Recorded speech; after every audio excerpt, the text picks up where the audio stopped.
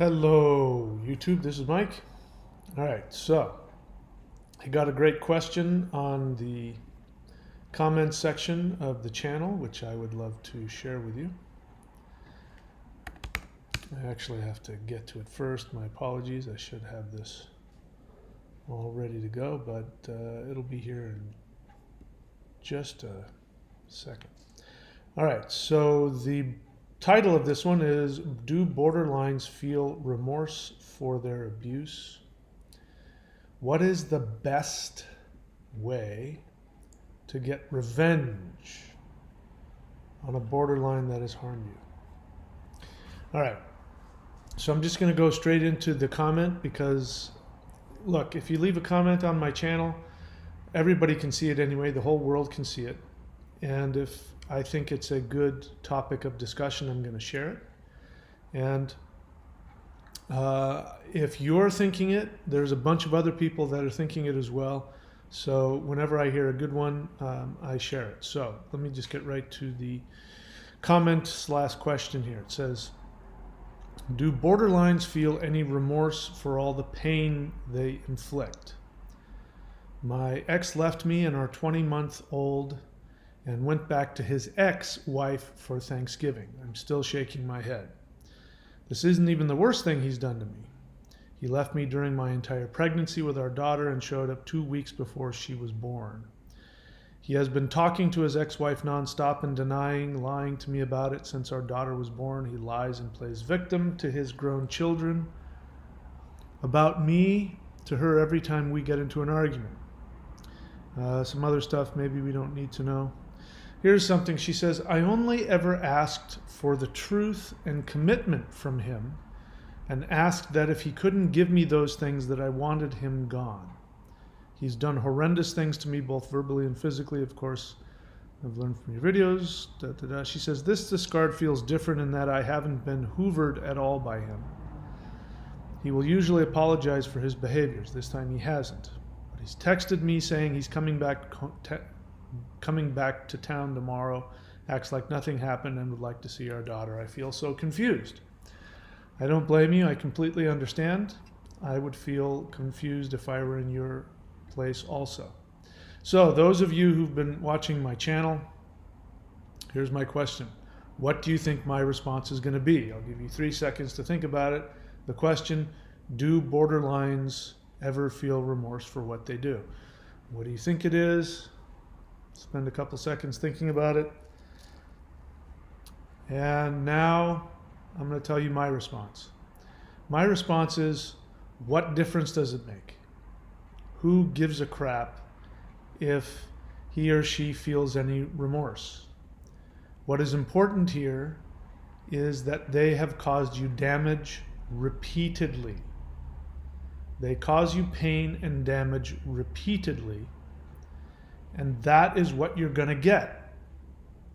So, my answer, my longer answer is, if I tell you, yes, they feel remorse, how does that change anything? It doesn't. It changes nothing. If I say, no, they don't feel any remorse, how does that change anything? It's not about what somebody feels. If you're asking this question, there's a couple of reasons why you're doing it. Number one, you're codependent, obviously, and you are enmeshed, obvious. So, once you get enmeshed, it's very, very hard to get out. So I'm not judging anybody for being trapped. Sometimes I do get in your face and say, what the heck are you doing? What kind of a question is that? Get the hell out. And that's me trying to sort of snap you into some objective reality of, what everybody else is thinking, which is, what the hell are you doing with that person? Excuse me. So I'm not going to do that, although that is the first part of my answer to you is, what difference does it make? The only thing that matters is what they do. And what they do, by they, I mean toxic. Borderlines who are far on the spectrum, who for whatever reason, do not have the ability to manage their symptoms. If you're a borderline and you are able to have a healthy, loving relationship, this video and this channel is not for you. If you're a codependent, you're married to a borderline and they're going to therapy and you guys are getting along great, this isn't for you. I'm talking about the toxic borderline who is incapable of stopping themselves from doing destructive and self-destructive things. And so the answer to the question is, do they feel remorse? If I say yes, how does that change anything? If I say no, how does that change anything? That's what they do. What they do is what's most important. You're thinking about why, do they feel remorse for a couple of reasons. Number one, you want to live in the delusion that they are rational, that they think like you do. And this is by the way, this is the only reason you stay. If you knew on the deepest level of your being that the person that you're with does not process life events and emotions rationally, if you knew that they were completely unpredictable, well, they actually are very predictable, but they aren't predictable in the sense of the normal rational person. If you fully knew that inside, you wouldn't be asking these kinds of questions. You ask the question, do they feel remorse? Because you want them to feel remorse. And there's some strange, twisted logic that you have, if you can get them to feel remorse, that somehow that makes it okay. Well, all right then, if you feel bad about it, then apologize to me, and then I will tell you what I need you to do, and I'll try and force you. I'll lock the door behind you when you finally come home, and we'll sit down and we'll have a talk, and I will get you to understand what you're doing and why it's irrational, and don't you see how much that hurts me? I mean, I said that. When I went back to my borderline ex after the final discard, which really probably wasn't the final discard, I made it the final discard because I went completely no contact after that, meaning I completely blocked her from any possibility of contacting me. So who knows what she would have done. I don't know if she would or wouldn't have hoovered me back. I don't know. It doesn't matter. But the last time I physically saw her, I went back to get some closure because I couldn't understand. And I thought, if I can just get you to understand how you made me feel, if I can just get you to understand that, maybe, I'm in my conscious mind, maybe we won't get back together, but at least I'll have some closure because at least you'll know, and then maybe you won't do it again later with somebody else, and, then I'll know nobody home. I saw her in her most vulnerable, probably truest state, which is when she wasn't in any facade, and she was just, struggling with being a borderline, in an untreated borderline.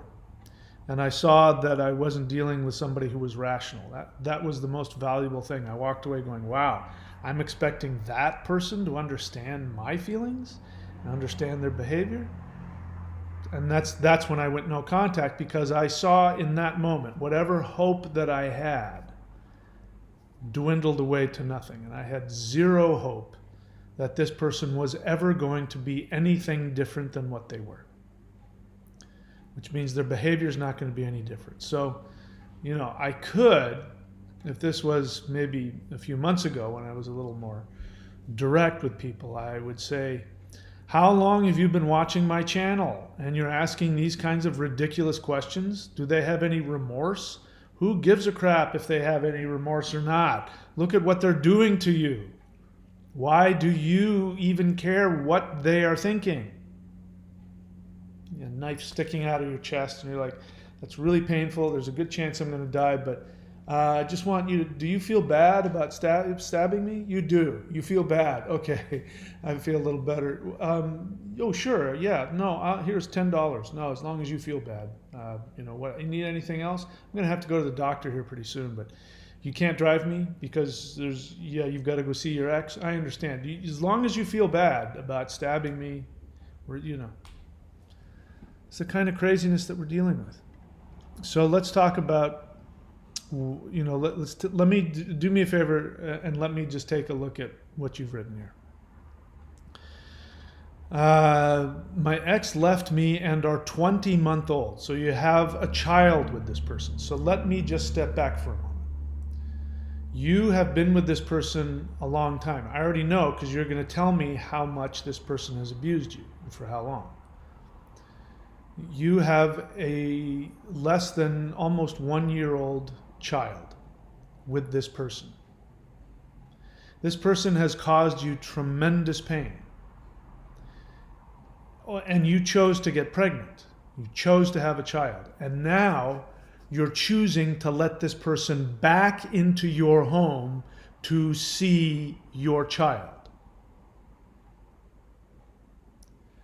Is there not any part of you that sees how, forgive me for saying it, how incredibly narcissistic and selfish you are? For wanting, even allowing this person back into your life? Because the likelihood of your 20-month-old growing up to be a borderline is quite high if you've got a parent that is a borderline. So I can't tell by this comment whether or not you're married, but if I were you, I would first and foremost get my ass to a therapist right away. Again, you're on my channel. Maybe you're just brand new. And if so, I welcome you.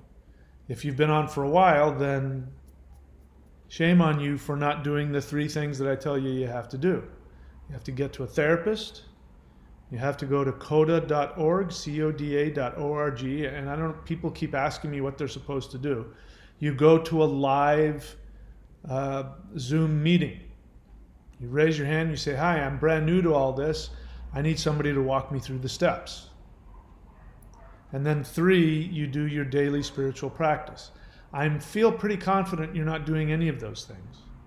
Because if you'd been with a therapist, I'm quite sure you'd be talking about the therapist bringing up to you in whatever way therapists do, what the hell are you doing with somebody, and you have a child with somebody who's clearly an untreated toxic borderline.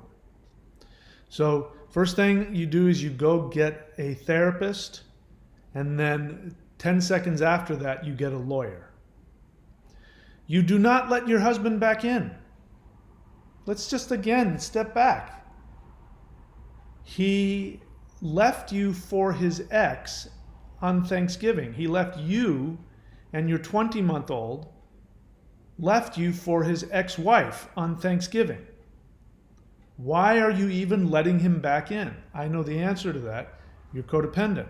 You can't help yourself. That's why you're asking me these ridiculously worthless questions. Your feelings aren't worthless, but the question itself is worthless because there's no answer that's going to give you any comfort, which is, do they feel any remorse?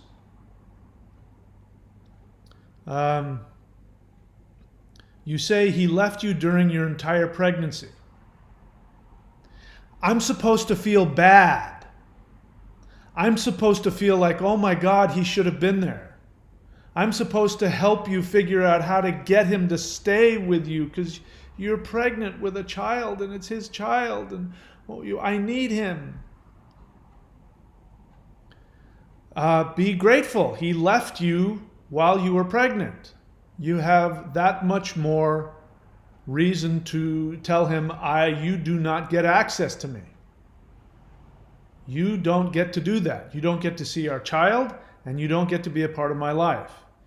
And what are you doing? You're telling me how sad and horrible it is that he did that to you.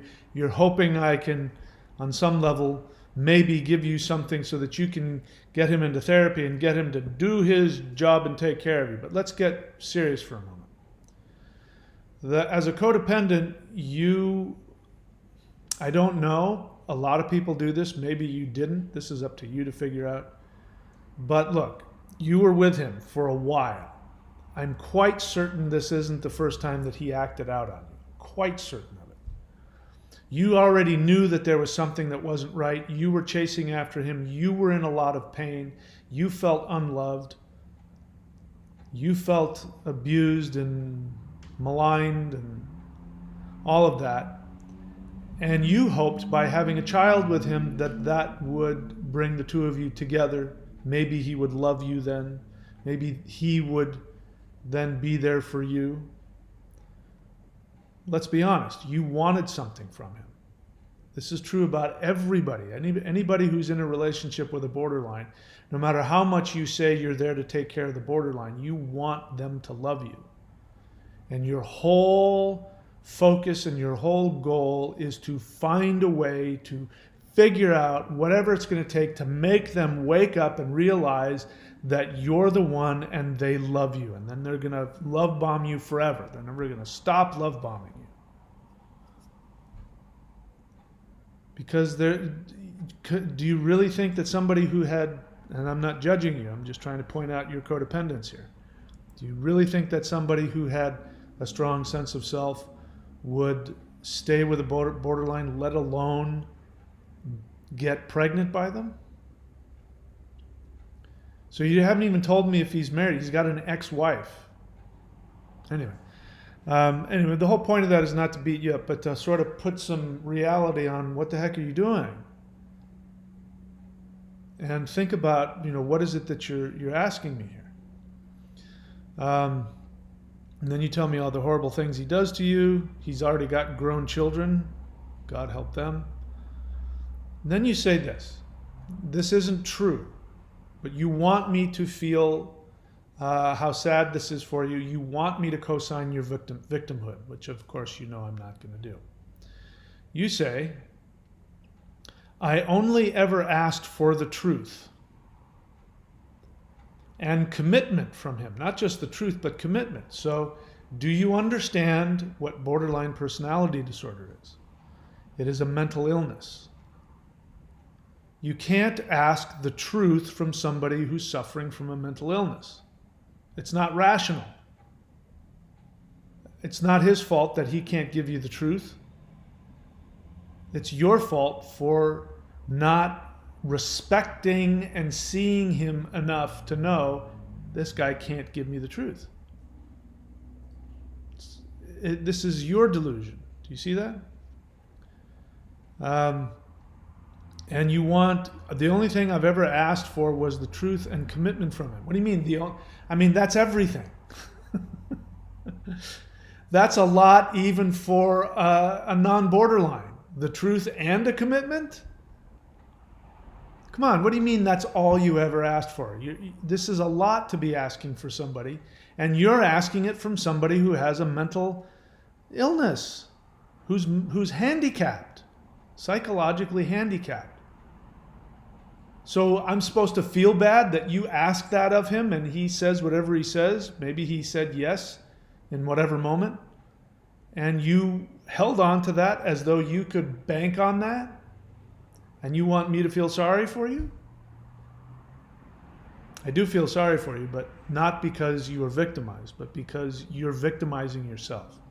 So do you see how what's happening is that what we're doing as codependents is we're recreating our childhood scenario. So I don't know you, but I already know enough about your childhood that you grew up perhaps with borderlines, but you grew up with somebody who didn't love you, who wasn't able to be there for you, who was confusing, and you are now recreating a scenario where you are in need of them so that you can play out the feelings of what it's like not to have your needs met. And then you're going to fix it this time. So you not only did that, but then you got yourself pregnant. Now, not only are you this hurt person who's attached to somebody who's running away from you and cheating on you and whatever else they're doing, but now you've got their child and you don't have the father there to be with you to help you raise the child. And the amount of volume that you're putting on your feeling of vulnerability and isolation and abuse and betrayal and loneliness. Do you see how you've just been doing this to yourself this whole time? Again, I'm not judging you. I did it too. I didn't get pregnant, but this is called codependence. And as much as I appreciate you being here and feel for you and what you're doing, it tells me that you don't understand your own codependence. So the only reason why I sit around and I talk smack about borderlines isn't because we're going to sit around and point fingers at these evil geniuses that are torturing us. It's so that we realize that they're incapable of giving us what we want. And you want to make a sob story with me. Again, I'm not judging you, but that's what it is. You want to make a sob story with me about how he's doing it to you and what a victim you are, and you don't understand. And it's a waste of time. He's broken. You know, if the lawnmower is broken, doesn't matter how many times you pull on that cord, it's not going to start up. No matter how many times he apologizes, no matter how many times you try and explain to him, all I want from you is, no matter how many times you do that, he's not going to stop being broken. So now we have to look at why you ended up with him. And you ended up with him because of reasons I already talked about. And why you're asking questions whose answer means nothing. Do they feel remorse? It's because you still want this guy to love you. Now, you can have all of these feelings of still wanting this guy to love you and go no contact, which is what I strongly recommend. Go no contact, meaning block all contact. I would move so that he can't find you. And if he wants to come see his kid, take him to court. I mean, I get the feeling you're not married to him, so you're the one that has all the power in this scenario. So you say you've learned from my videos that you're codependent, but have you done the 3 things that I tell you to do? That's when you start learning. When you're going to start to recover when you become aware of, yeah, I'm doing this. And not only am I doing it, but I was selfish. I wanted this broken person to not just love me and commit to me, but to meet all of my emotional needs that I never got from anybody else. And that every time that he hoovered back in and I sat him down and we talked it over, I was actually trying to manipulate a sick person into being with me. That as codependents, we're also very narcissistic and very manipulative. But of course, there's no way you're going to out-manipulate a borderline. There's just no way. It's not possible. But getting rid of the delusion that this person that somehow you're going to get this person to change. I mean, that's key. And whatever it takes for you to do that is what's most important. So the answer, do they feel, now I'll answer your question in a more serious way. And again, this is my opinion, because I'm not a borderline. So I can't climb inside their skin. I can get pretty close, because being a codependent person who's been surrounded by borderlines my whole life, I have a pretty good idea because I've been trained like them. So I've been trained in the codependent fashion, but I think I have a pretty good idea of what goes on in their heads and how they feel. Do they feel remorse? I think they do. And borderlines who come on here will spend a lot of time talking about it's not that they're cruel. They actually feel too much, and they feel horrific guilt after the fact. But it's like being colorblind, and I don't know what other colors it is that colorblind people can't see. They can see some, but not all colors. And so it's like trying to get them to understand that one color they can't see. They'll say, yeah, no, I can see colors, but they'll never know what that's like. A borderline may never know what it's like to have true empathy, true compassion. They know what it's like to have guilt, but guilt is narcissistic. Guilt is about, I am so horrible, I did such a horrible thing, you must hate me, oh my God, what you must think of me, I want to kill myself, I'm the worst person that ever lived. That's still narcissism. That's the flip side of, I'm the greatest in the world, everybody loves me, I'm the best. It's just the flip side of that. And we all go through it. So the question of, do they feel remorse? I don't think they feel the same kind of remorse that you and I would feel. And the reason why I'm telling you that, whether it's true or not, isn't as important to me as giving you the ability to walk away. So if I tell you no, your boyfriend, what is it? Is it your boyfriend or your husband? What did you say? Did you say? My ex. So I don't think he's your husband, because you would have said your husband. Because you would have added to the drama of the story by saying, my husband is now with his ex-wife. But how sad for both of you. I mean, how sad for the ex-wife that she takes him back after he left her for you. I don't know. Maybe that's usually what happens. That was the case in mine. She left some guy for me. So they really don't spend a lot of time. You know what? I'm going to break up. I'm going to get a divorce, and I'm going to spend a year, 2 years just being alone and working on myself. Borderlines don't do that. They go right into their next supply. So I feel pretty confident that this was, he divorced his wife and then came running to you. I forgot what I was saying. So I don't think that they feel, remorse. If that helps you to separate, then I hope you can hear that. But again, here's what's important. Let's assume that they do feel remorse, that they feel the same kind of remorse that you and I feel. That still doesn't mean anything, because it doesn't change the behavior. The thing about the borderlines is, the sad part of it is that they are operating from impulse, and that impulse is deeply rooted in the deepest wiring that they have for self-protection. Their impulses are about defending them from what they perceive to be death. So whatever it was that you said to your borderline that made him, it was Thanksgiving for one. So he's with you and with his child. So that's going to create all kinds of intimacy and responsibility and connection, which they can't tolerate. They can't tolerate that, because if that starts bringing up feelings of love, which I'm not saying it happened in this case, but if it starts bringing up feelings of love, that makes them feel so vulnerable and impending, like they're going to die any second from that feeling. That happens on Thanksgiving. That's when families get together. You're thinking about Thanksgiving, and I'm going to spend time with the father of my child, and we're going to love each other, and I'm going to pour love on him, and he's going to find out how much I love him. Maybe you guilted him. I don't know what you did. But whatever it was going to create intimacy and a bond, because it's Thanksgiving. So that's when they're going to do it. So what do you think? He's going to come back. Let's see, assuming you even talk to him.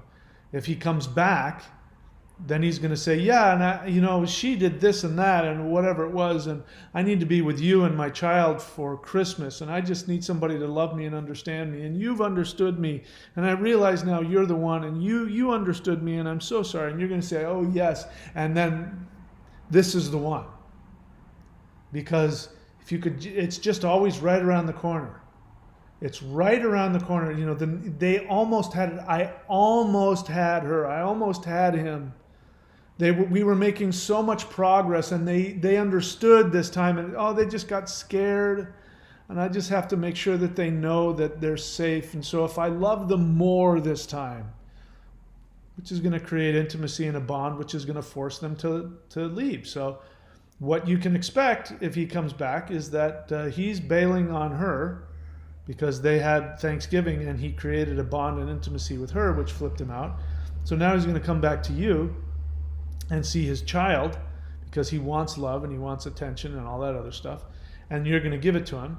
And then he's going to leave you for her on Christmas. He's going to now go back to her and knock on her door Christmas Eve and say, hey, yeah, the girlfriend, and I'm so sorry. I don't know why. I mean, I should be with you. You're my wife. Maybe we should get married again. Can I come in and let's have Christmas together? And then he's going to come knocking on your door on New Year's, because New Year's is too intense, because that's when you're supposed to kiss somebody, at midnight and show true love, and that's going to freak him out. How is it you haven't figured that out yet and made the decision to leave? I mean, I know the answer to that question, but you get it? So no, my answer is, as I said, who gives a crap whether they feel remorse or not. That's whenever you want them to feel remorse, it means you want them back. It means you want them to love you. But yeah, I mean, who cares? Even if they do, it doesn't change. We've proven that doesn't change their behavior. And that's what's important. The bottom line is how they treat you. It's not what they think. It's not what they feel. It's not what they say. It's what they do. You even said that. I want the truth and commitment. Those require actions. He hasn't followed through. He's not going to give that to you. So since that's all you've asked and he has refused it, you have permission to say, no, you don't get me or my child.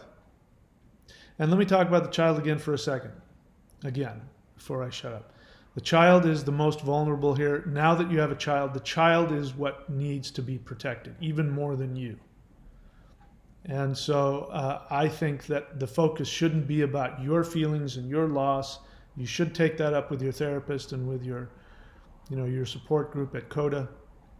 But your main focus should be making sure that your child never, ever has access to the borderline that has done the things he's done to you.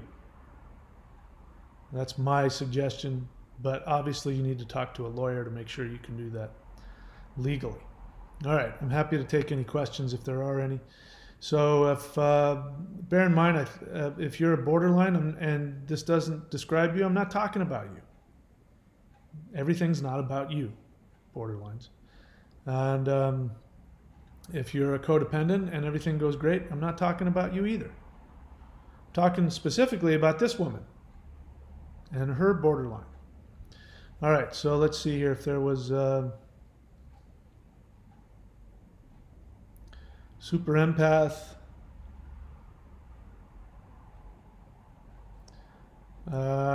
He's talking about he walked by a restaurant and he saw his ex-BPD having a drink with your best friends. So I don't know enough about your situation. I think if I remember you correctly, this is why you go no contact, so that you don't have to deal with that. And I don't know your situation, but I think, you got to write everything off. I mean, it doesn't serve you to have that in your life. But if it is, this is why you need therapy and CODA. So you need to have people that you can talk to work through that. And I'm not convinced that there isn't something you can do to completely disconnect yourself from that whole world. I would. If it were me and I kept on seeing that, I would just completely disconnect myself from all of it. I would move. I would do something to get the hell out. But that's just me.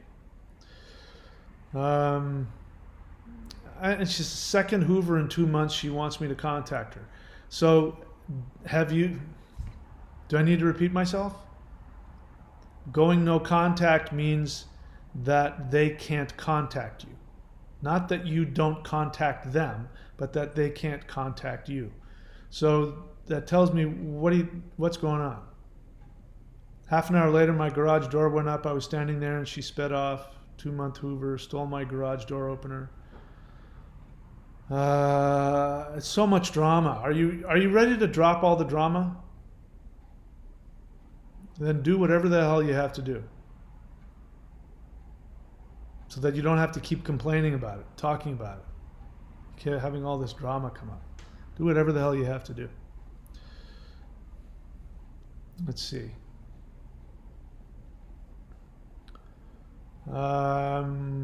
Fallen Fellows. I'm assuming you're new to the channel, because it sounds like, based on your first couple of words in the sentence, that you haven't been on my. So You say, not everyone with BPD is like you say, question mark? Is that what did you mean to put a question mark on the end of that? Is that a question or a statement? Not everyone with BPD is like you say. Here we go. So like I said, it's either a borderline who doesn't like what I'm saying, understandable, or it's a partner of a borderline who doesn't like what I'm saying, which is also understandable. So we'll see what comes out of this comment. Let me see here. Not everyone with BPD is like you say. I've been in a very happy relationship with someone with BPD for a long time. Feels like you're just spreading misinformation. So let me repeat myself. I try to say this at the beginning of every video. Maybe you weren't here in the beginning to hear it, so let me tell you again.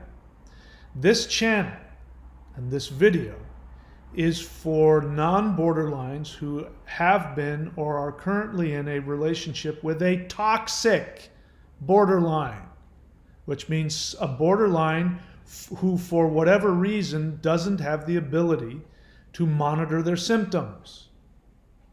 You just said you've been in a very happy relationship with someone with BPD for a long time. Not everyone with BPD is like you say. So if you didn't hear it before, I am telling you this video is not about you or your borderline. Can I make it? Is that clear enough? So now, do I have to even respond to this? This isn't about your narcissistic situation. Let me put it another way. Congratulations, I'm going to take you at your word. I'm very happy for you that your relationship with your borderline is beautiful. And it's been going on for a long time. I wish everybody had love in their life. Are you then going to tell me, knowing what you know about BPD, are you then going to tell me that you know nothing about the tremendous damage that BPD can cause borderlines and the people that they're in? And since you are obviously aware, obviously mentally healthy, you are with somebody and you guys are getting, perhaps you're in therapy and you're making it work, are you so wrapped up in what perhaps people might be thinking about you or your borderline that you don't have the ability to look at the bodies that are left in the wakes? You're in a traffic accident, you walk away, and there are bodies in there because some people did get injured and some did die, and you're going to say, not all traffic accidents are the same. Look at me, I don't have a scratch. I think you're just spreading misinformation about traffic accidents. You need to get out of yourself. This is the biggest problem about being a partner of a borderline, is that the political correctness surrounding it is we can't spread misinformation, we can't stigmatize borderlines. I'm not stigmatizing borderlines. The damage that is caused is very real, and so what you end up having is this scenario where you have a lot of people who borderlines can go and get help and watch videos from other borderlines, and good for them. They can get help and have somebody else understand them. And then you can listen to psychologists talk about, as I do on my channel, perhaps you haven't heard me do it. You can hear me talk about how incredibly sad and horrific it is, the things that borderlines have had to go through in order to become borderlines. But then you have these mauled, injured people who have been with borderlines, and they get wrapped up in the codependence and keep getting themselves into horrific pain and hurt. And they have nobody who can help them get balanced information that will, on the one hand, help them understand that borderlines are victims themselves, toxic borderlines are victims themselves, and they're not capable of giving you what you want. And number two, the pain you've experienced is very real. So I'm here to tell you that, I'm really happy for you that your relationship with your borderline is going so great.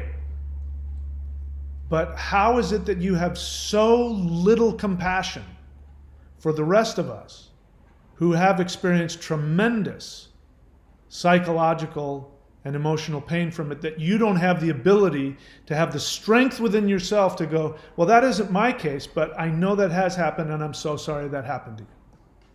That what you're doing is coming on here defending your borderline, who you say isn't abusive, so why are you defending them? I don't know who they are. I'm not talking about them. I don't care what label somebody has. I only care about what they do. According to you, your borderline is great, loving and kind. I'm not talking about them. Have I made my point? Now, having said that, fallen fellows, I'm willing to bet that you say you've been in your relationship with your borderline for a long time. Is your borderline still in therapy? And how long have you been together? Because let me tell you some horror stories. Now, this may not apply to fallen fellows, but it may apply to other partners of borderlines out there who are looking for some kind of safety, some kind of life preserver that will help them stay in their relationship. They read your thing and they go, well, see, it can work, so I'm going to make mine work. And they end up getting torn to shreds. Because here's what I've learned about borderline personality disorder, fallen fellows, and you can see if this applies to you or not. If it does, great. If not, now you have something to think about and do more research about. My experience with borderline personality disorder is, number one, that it is a mental illness. So we're not talking about somebody who just has some emotional issues that they need to get over or who has been very damaged and just needs a lot of love. If that's the case, then you're not with a borderline. They may have borderline tendencies, but they're not borderline. Somebody who has borderline personality disorder is somebody who has a mental illness. A mental illness is caused from very extremely early abuse and or neglect to the point where something snaps inside of them. In fact, there's a lot of evidence that says there might even be something genetic about the brain structure that helps that happen. Could be a combination of a bunch of things. But the bottom line is that if they are truly borderline, the one thing they cannot do on their own is have intimate, loving feelings for somebody. When they're idealizing you, when they're love bombing you, as it's called, they are projecting onto you the feelings that the infant has for a parent. So fallen fellows, assuming you're not a borderline or another cluster B, well, even doesn't matter. Are you aware that your borderline partner doesn't see you as an adult? Are you aware that they see you the way an infant sees a parent? When they love you, that's what they're doing. They're projecting and transferring onto you the feelings that an infant has for a parent. Now, if they are a borderline, it means that what they do in relationships, a lot of things happen with them, but the main thing that does happen is that they split. They go from idealizing you to devaluing you. They love you or they hate you. So you've been with one, if you say you know you've been with one, so you've had to experience this. Now, unless they've had 10 years of therapy where they themselves, for their own reasons, have decided they want to get better, have been in therapy for 10 years and really looked at the cause for why they split, and then have the ability to monitor their responses and their impulses, and even the ones I talk to, they still do it. They still can't stop. In fact, they'll forget they did it. They will split, they will be abusive, they don't actually end up leaving the relationship, but they still do it, and they try and catch it, and they try and apologize, and they do a better job than the untreated borderline. So here's what I found out. If they're not treated, or if they aren't able to completely get a hold on their symptoms like that, in other words, live with the feelings of splitting and not acting on it consistently, then what will happen is this, fallen fellows. Maybe this will apply to you, maybe it won't. What will happen is that at some point, the final split will come. It may take 10, 20, 30 years. So if you tell me that you've been with your borderline for 50 years, I might believe you that you guys made it work. I'm hearing stories from people that, and this is common, and this is not misinformation. If it happens consistently, it's not misinformation. I'm hearing stories of people who've been with borderlines for 20, 30 years, who continue to keep trying to make it work, who keep trying to fix them, who keep adjusting to all of the ever-changing splitting that happens. Forgive them, whatever it takes. And then what ends up happening is that when you have given everything that you have, because that's what you will have to do, when you have given everything you have to your toxic borderline, when there's nothing left for you to give and you are at your most vulnerable, they will leave you, destroy you. They might not just leave you, but then they will turn around and destroy your life. Because the closer you get to them, the longer you're with them, the closer the bond you create. When they split, they must act out even more harshly in order to create a split within them. And in some cases, like just some stole, she stole his garage door opener. Other guys saying that they completely went after, stole all of their money, burned down their business, took them to court. Maligned their name. I mean, just absolutely ruined their lives after leaving them, cheating on them, whatever it is. So it's great that you've been with your borderline for a long time, and assuming you're in therapy and she's in therapy, assuming it's a she, your partner's in therapy, and that person really does have a handle on their symptoms, great. But what are you going to do if they relapse? Because there is a real significant possibility of relapse. You don't want to talk about misinformation? You want to know what misinformation is? Giving the feeling that dating a borderline is a good idea. It's not. The odds are stacked against you. So I haven't answered any of those questions, but there's no shortage of stories. I mean, all you got to do is talk to people here who might have said the same thing you did. No, we were working it out. We've been together a long time. It's really working. And then, 10 years later.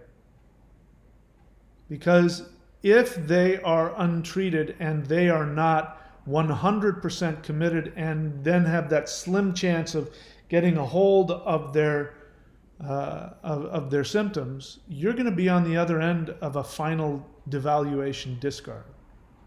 It's just a matter of time. It's not a question of if, it's a question of when. Is it impossible? I don't think it's impossible, but is it impossible for somebody to live their whole life? But here's the other thing too. If they're truly, if that doesn't describe you, then she's not a borderline or he's not a borderline. So you're with somebody, if that's not the case for you, then you're not with a borderline. What was I going to say? I forgot what it was. Anyway, it'll come back to me. We'll keep going.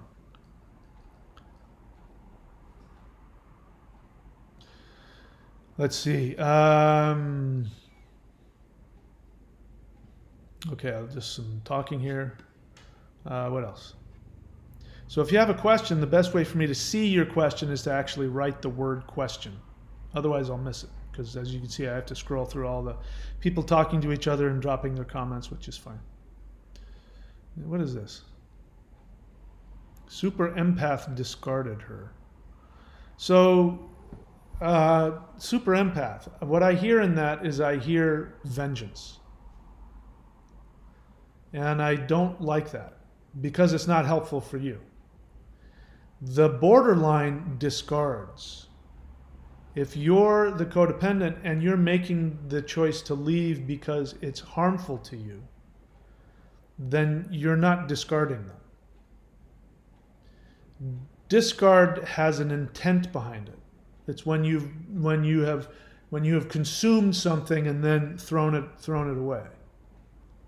The codependent never does that. They never consume the borderline and then leave. The codependent is being consumed.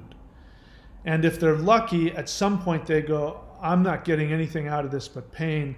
I'm leaving for my own health. So that, and then you use the word psychopath. This tells me that I'm not sure I believe, let me see. Okay, so you're not the one that said that. So the one that I also have, Brielle says, I feel nothing anymore for the guy I was with for 8 years. I see him as he truly is now. I truly hate him. I don't. I don't even hate him. Sorry, I don't even hate him. I'm just apathetic, and it's wonderful. I hope that's true. If you were able to do that, quickly, without going through the process that I outlined, then you're a hell of a lot stronger than I am, and I've been doing this kind of work for 40 years. So that's the only reason I was able to do it and heal so quickly. I've been doing this kind of stuff for 40 years. So if somebody hasn't and they're able to just, I have to be honest, like, you're not my client. I'm not a therapist. I'm not your therapist. But if you were my client and I was a therapist and you were to say that, I would say, really? So you have no feelings, you have nothing but apathy. I would say, I'm a little worried that you've gone into denial. But I don't know you well enough to make that conclusion. And let me tell you this, I don't have apathy for my borderline ex.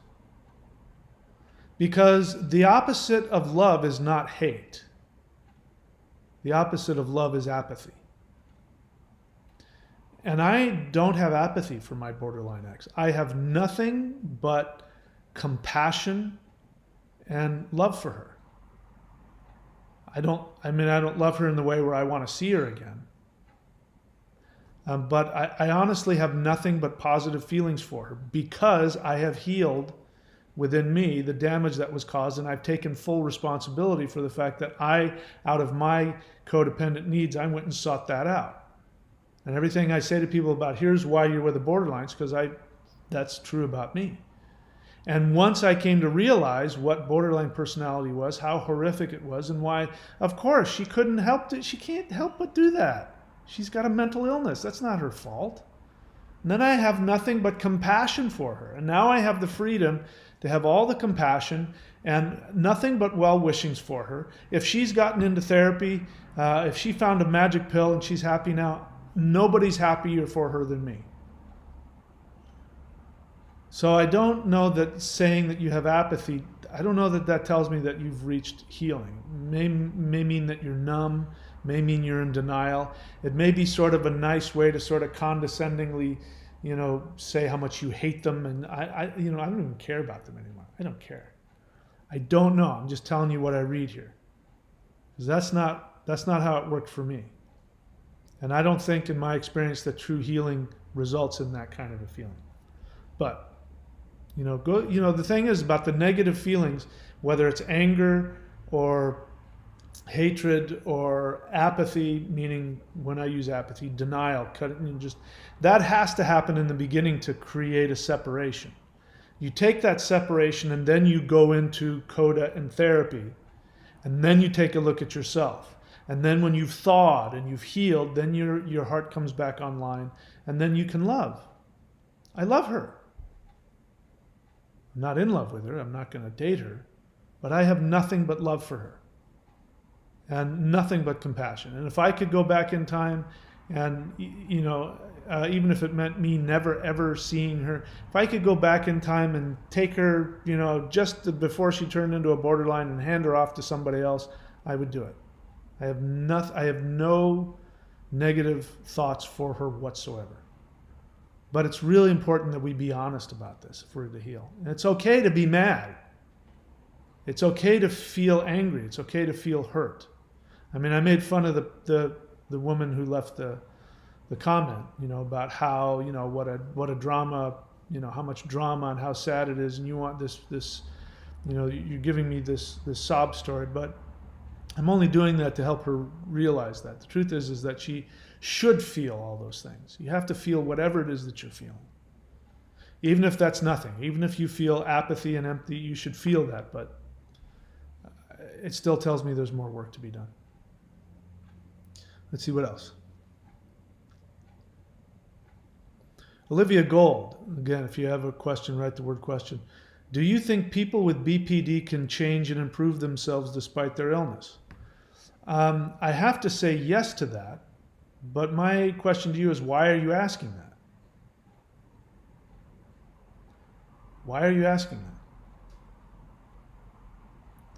Are you a borderline? Maybe you're a borderline. Are you a borderline? If so, I want to know that information. Are you a partner of a borderline? I want to know that information because then I'll be best able to help you. Here's what I have learned based on my interactions and my research. Borderlines can change if they've been in therapy. Like they go to a therapist once, twice a week. They're single and they're completely focused on their own recovery, that they're fully conscious that they have a mental illness. They're fully conscious that their mental illness, without any volition on their part, causes tremendous damage to people. If they have that awareness and they're going after it because they've decided they want to be happy, they want to learn to love themselves, they want to eventually have love in their life, and they do that for 10 years, then here's what they get. The best that they get is that their BPD does not go away. They still split. So, do some research on what splitting is. It's really intense and extreme. They have very little, it's like they have no protective tissue. They're an infant. Emotionally, they're an infant. They don't have anything that protects them from their own feelings. So what are infants? Infants haven't created an identity. Their brains are still developing. They don't have even their body probably, they feel everything. Their nerves, they probably feel everything on their body. Any loud noise, anything, makes them cry and scream. They're incredibly sensitive to everything. Imagine being like that in an adult body and having to go around and deal with other people. So that's going to always be there with them. So they split. They go from loving to hating in the blink of an eye. That never ends. The tremendous insecurity and the vulnerability, by vulnerability I mean feeling like you're about to die, that feeling never goes away. They have it and they split. And the only thing that separates them from every other borderline that causes damage to themselves and other people is that they have spent 10 years doing the self-work and then learning how to do things that are completely opposite to every impulse that's flying through them. And then the best you're going to get out of that, even if you find somebody that is that way, bear in mind they still don't see you for who you are. They still project onto you that you're a parent. They still split.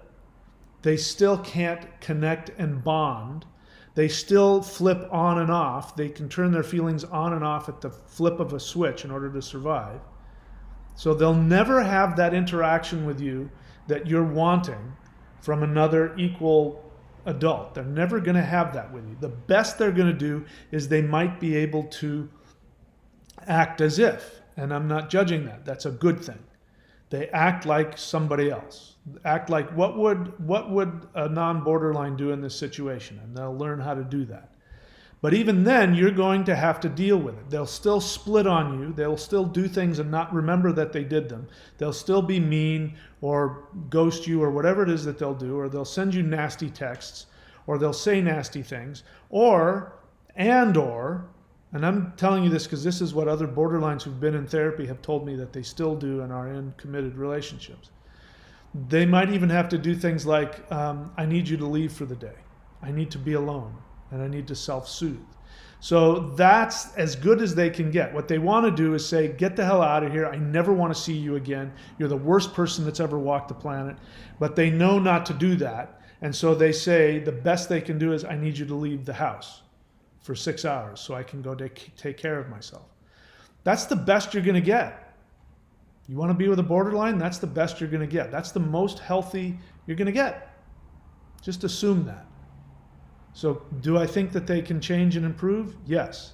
But they're always going to be handicapped. And if you want to be with them, you have to know that. My experience, the best, and again, when I use the word in my experience, it means I'm open to learning. I may not have all the information and I'm open to learning. But based on my experience, what I've seen is that the best relationships that borderlines can get are with narcissists, people who are narcissistic, psychopathic, people who have autism, people who don't operate from an emotional framework. They get along with that because then there's the intimacy isn't there. The emotional intimacy doesn't set them off. Or, and in sad ways, they chase after narcissists who abuse them and don't give them any intimacy, and that they actually prefer that. I'm not saying that they like that or that it's healthy for them. I'm saying they prefer that because then they don't have the same intense fear that they have with somebody who's actually there, giving them love, giving them intimacy, and bonding with them. They want that separation. Let's see what else.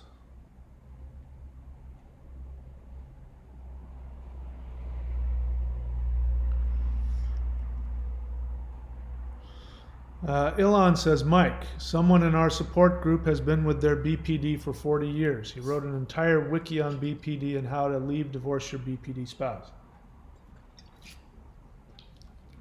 He does not wish what he went through on anyone. Oh, so I thought you were going to say they'd been together for 40 years. So when you say he has been, you mean he was with what is now an ex. They haven't been together successfully for 40 years. Yeah, I mean, that's what I mean. So this person up here, what's his name or her name, Fallen Fellow, says they've been with a borderline for a very long time. What is that? Or for a long time. What does that mean? A year, 2 years, 6 months? Great. What are you going to do? Talk to the guy who's been with one for 40 years and at the end of it got completely, totally, utterly destroyed. That's, in my experience, that's what you're waiting for. Unless there's that tiny percent, like I said, where somebody, and even then, and I'm going to say, I know that they watch the channel, and I'm saying this to them so that they will continue to stay in therapy, is that just because a borderline has been in therapy, like I said, their BPD doesn't go away. But also, there's nothing that's preventing them from going into a relapse. Something could happen, a traumatic event, something. Because the borderline personality disorder is one of those things that tells you it's not there. My borderline ex, she had no problem. If you were to tell her that she was schizophrenic and had multiple personalities, she would go, yeah, oh yeah, I've got a lot of problems.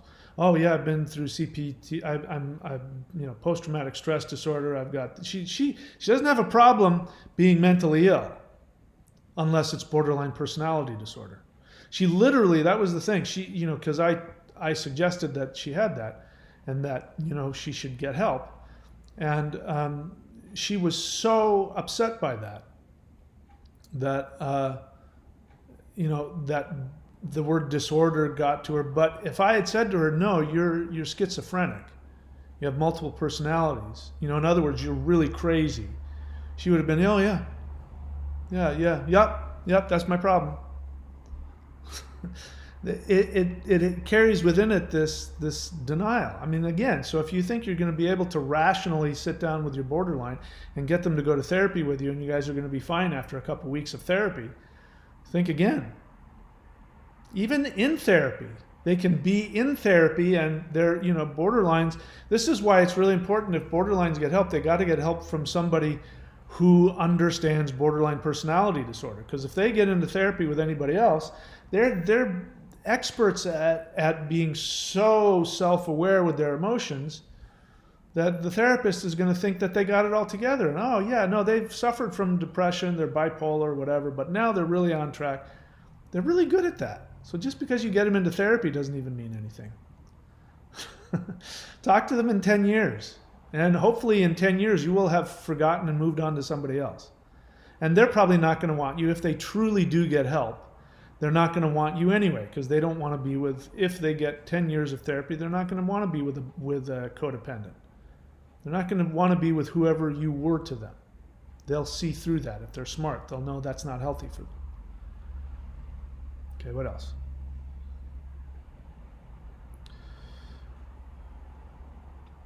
Yeah, so Brielle says, maybe you're right, maybe I'm just numb. I think that's probably the case. I'm okay with that. I don't judge you for that. But give yourself a minute to just sit. When I say that, I can feel a lot of pain. Maybe I'm just projecting onto you, but maybe I'm just numb. That's sad. It's okay to be sad. It's okay to be in pain. Are you doing the three things? Are you seeing a therapist? Are you going to coded.org, working the 12 steps? Are you meditating every day? Are you actively seeking to have all of your thoughts and feelings, no matter how horrible and painful?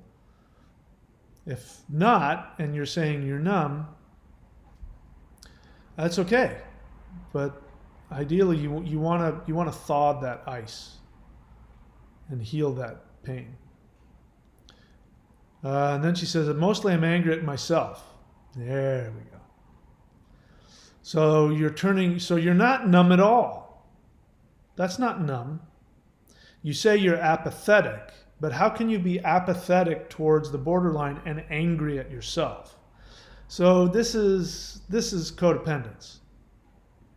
This is pretty, look, as a codependent, which by the way, borderlines are codependents.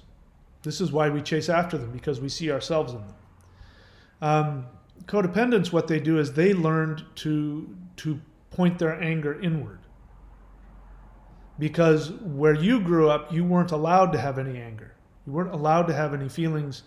You couldn't have gone to mommy and daddy and say, I hate you, mom. I hate you, dad. I'm so mad at you. And then mommy and daddy weren't going to go, oh, come here. Give me a hug. I know you hate me. I understand. I didn't give you cookies for dinner.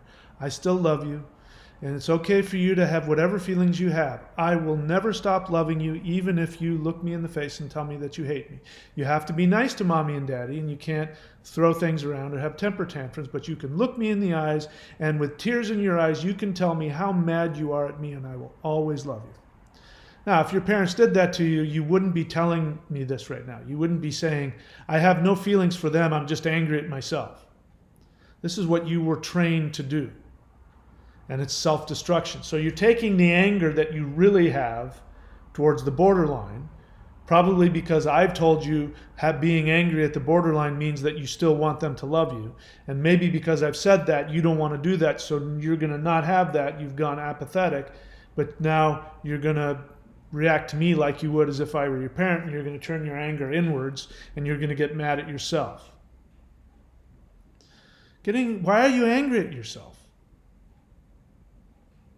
You were doing the best you could.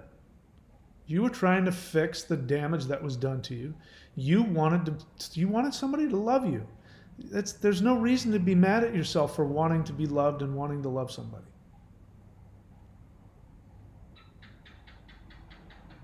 You hear the gecko? He agrees.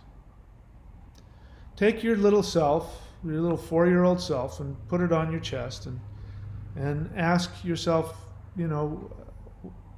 what's it like to not have gotten love, to not have been seen, to not have been nurtured? What does that feel like?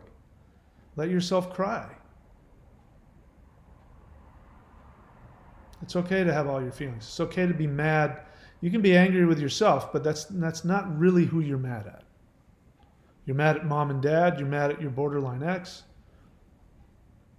You're mad at the people who hurt you.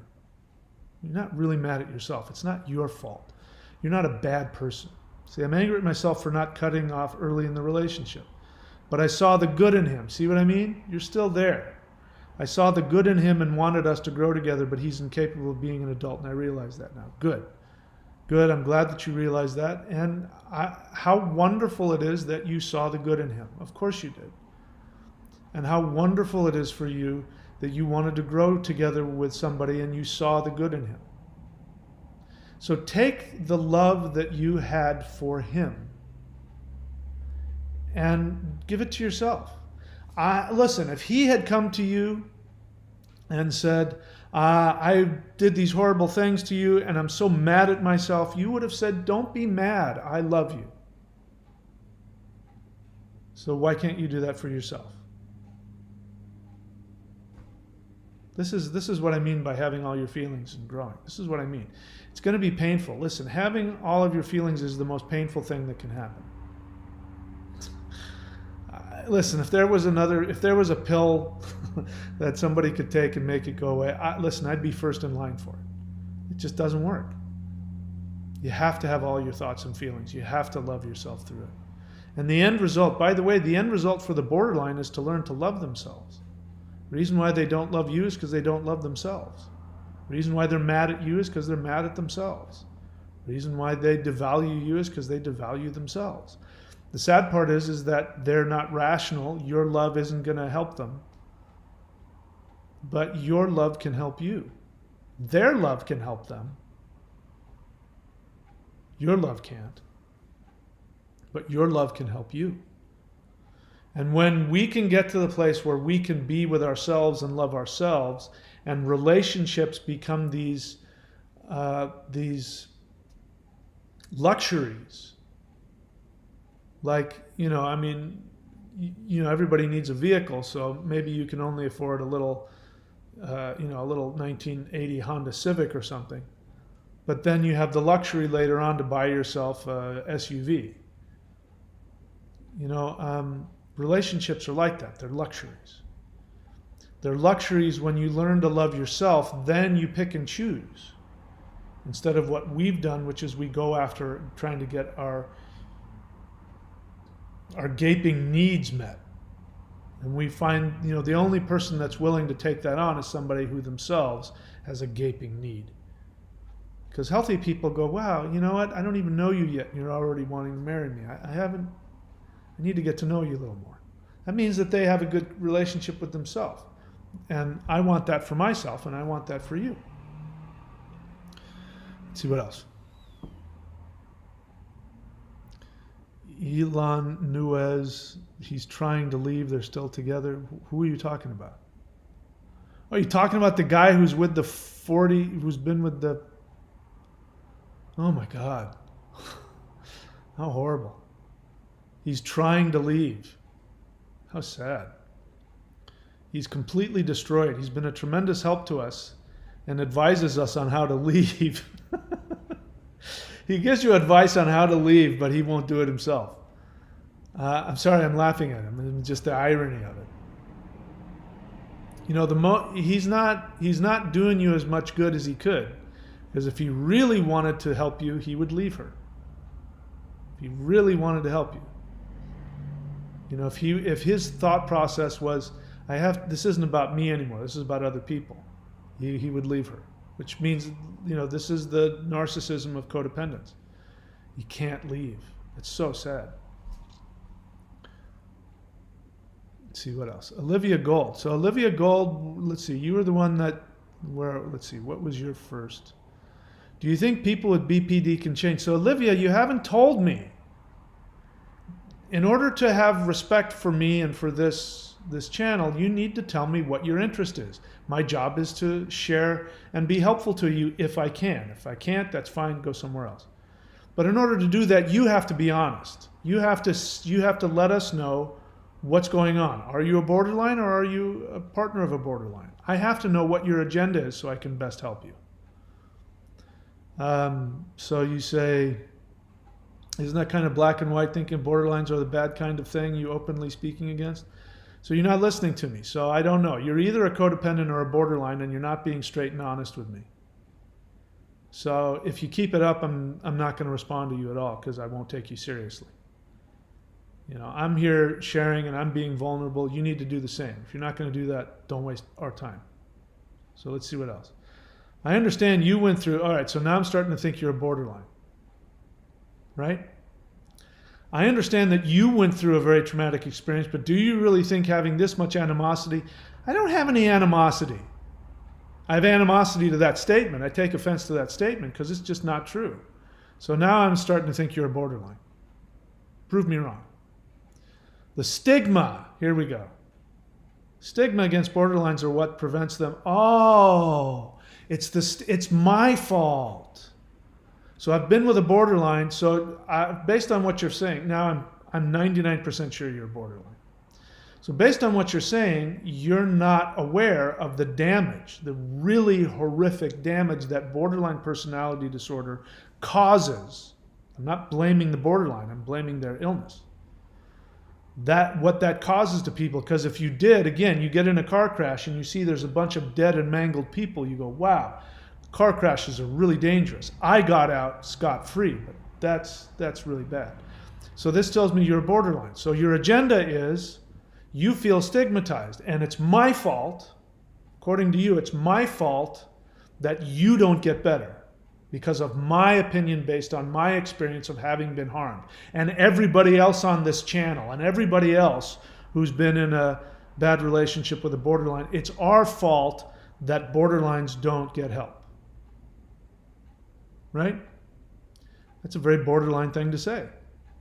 You've just devalued me and my essence. You've taken no responsibility for, understandably, your very challenging situation. And like I said, I have nothing but empathy and sympathy for a borderline. Nobody has more sympathy than me. But you don't have any sympathy for me, because you can sit there and put me in this little thing and say it's my fault that you haven't gotten help or whoever hasn't gotten help. So now I'm 99% sure you're a borderline. If not, you've been a very well-trained codependent. We'll find out. If you're honest. If you have the ability to be honest with me, I'll find out what your true agenda is. And if I can help you, I will. And if not, that's okay too.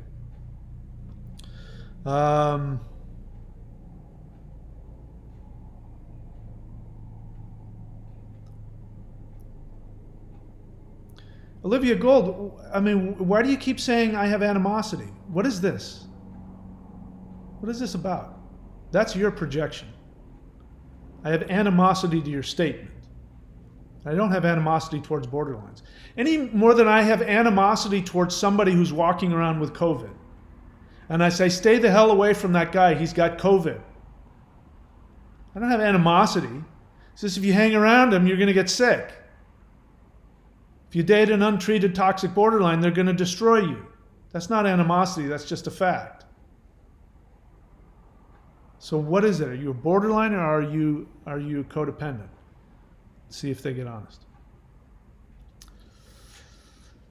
Let's see. Our life cure question. My ex had schizophrenia tendencies as well. Is it common for BPD to show those tendencies due to inner turmoil? Well, I'm not an expert.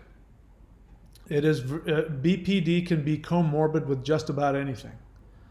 So I think that they dissociate. As I said in the last stream, that the guy whose video I was watching was saying that borderline personality disorder is actually closer to dissociative identity disorder. I think that's what it's called, which is what we used to call multiple personalities. And that when they're splitting on you, it's actually the other personality that's coming forth, that's waiting in the wings. When you get stimulated, it comes out and defends you. And that's why you go, where did this other person come from? And that's why they don't remember what they did. So it's a very serious mental illness. Based on what I've seen, they can be just about anything, borderline anything. They have so many comorbidities. All right, Olivia Gold, I'm not going to respond to you until you respond to my question. In fact, I'm going to be straight and honest with you. I find your questions aggressive, passive-aggressive, and deflecting. And if you want my respect and you want me to continue to open myself up to you, you're going to answer my question. Are you a borderline or are you a partner of a borderline? Stop asking me these passive-aggressive questions trying to put me in a box and stop projecting on me. I'm not going to interact with you if you're going to keep doing that. Let's see. All right. Oh, no, that's somebody else. See, where somebody said, wow, you're so dead on. All right. Yeah, thank you. I've already told you my thoughts. Olivia, tell me, are you a borderline or a partner of a borderline? You don't get to, you don't realize how incredibly controlling you're being. You're having control of how your questions are being given. You're asking leading questions. You're throwing assumptions and judgments on me with your questions, but you're not responding to my question. And until you do that, I'm now seeing you as a an aggressive, passive-aggressive borderline. Prove me wrong. Tell me your situation. Are you borderline or are you codependent? Other than that, I'm not going to interact with you.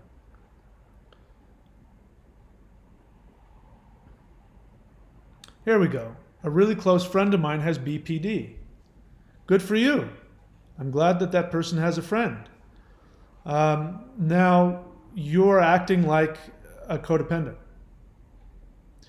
So if they're your friend, now first I don't know what the word friend means. Are you having a romantic relationship? Are you fuck buddies? Is it some kind of, are you in the friend zone? Or is this somebody that's really just your friend? Because let me explain something to you. Borderlines can have friendships and not be as destructive with their friends as they are with their romantic partners.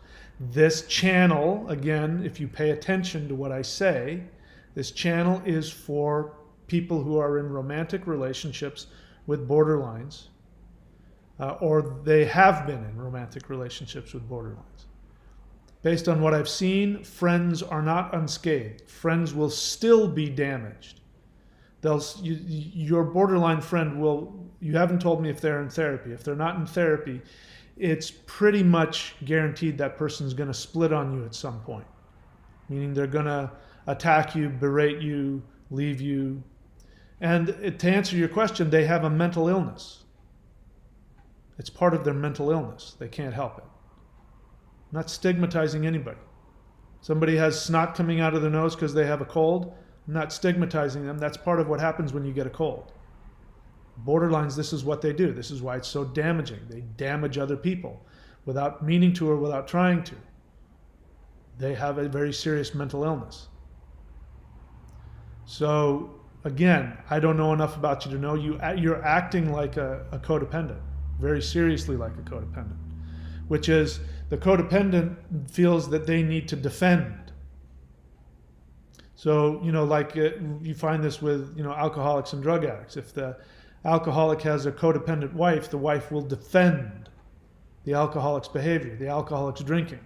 Somebody comes in and says, hey, your husband really has a drinking problem. They will say, how dare you? He knows what he's doing and you never taught. And then who are you to? They'll get really angry and defend. So you're calling me all kinds of names and judging me in all kinds of ways, saying, whatever it was you said to me earlier about, I had a bad time, but they're not all the same. You're saying that I'm stigmatizing them. So you're like a codependent, you're defending the borderline. Maybe you haven't been friends long enough to see it. Maybe your borderline is capable of having superficial friendships. I don't know. Maybe they don't have borderline. I don't know. But you're definitely acting like a codependent because, again, you walk past a car crash scene. There's 5 people who aren't hurt. There's 10 people who are scratched up. There's another 10 people who have broken bones. And there's another 20 people who are dead. You're just focusing on the ones that aren't damaged that bad, and somebody else is telling you, no, this was a horrible accident. You're not looking at all the people who were damaged and having compassion for them. It's coming out of your selfish, narcissistic need to defend your friend for whatever reason. I don't know you well enough. So what you've done here has been very abusive to the people who have been damaged because you haven't taken the time to go, wow, let me find out what's going on with these people. Let me find out why they're in so much pain. Instead, the first thing you do is you come on and you start judging anybody who, quote, stigmatizes borderline personality disorder. So that's what I think. I think that you're codependent. I don't know from what depths. I'm very interested to know what you want. I believe that there's a possibility that you want a romantic relationship with somebody who's calling you their friend. Or maybe you do have a romantic relationship with them, but you're calling each other the friend, or you have an agreement or open relationship, or they've just put you in the friend zone, or you're waiting in the wings hoping you're going to be the next one.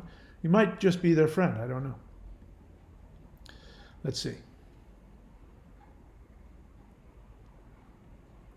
Robert Wilco says, my psychologist says about borderlines. Let's see here. My psychologist says they don't get better, they can only slightly suppress their rage. I think that's fairly accurate.